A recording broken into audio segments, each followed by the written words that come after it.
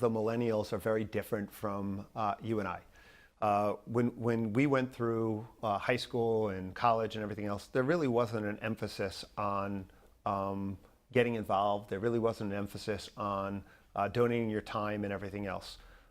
We did it, I did it because, I mean, that's what my family did. But it stemmed from your family and your family values. It didn't necessarily stem from the community or stem from school and everything else. I think in today's environment, there's much more of an emphasis at the school level, at the college level, about getting it on your resume and making sure you have those community service hours and everything else. So I think there's a larger introduction at earlier ages now to the nonprofit sector and to doing good. And I think that's very, very helpful because I find that the millennials tend to be much more social conscious than the older generations. So the millennials want to get more involved. They want to make a difference.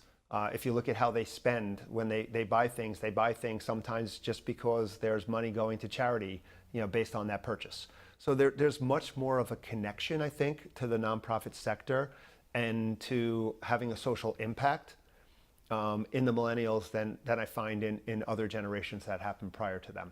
So I think the nonprofit sector already has a leg up because I think you're finding more social entrepreneurism happening within the millennial population. They truly do want to do more social good than in the past.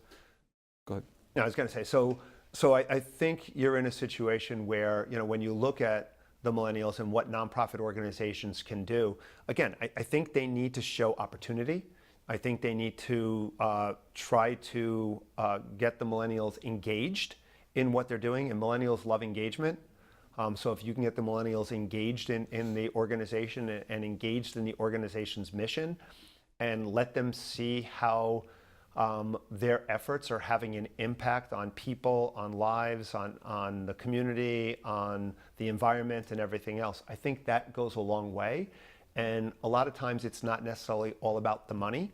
It's about that engagement and the, again, that psychic benefit that comes from working for a nonprofit organization. That's helpful.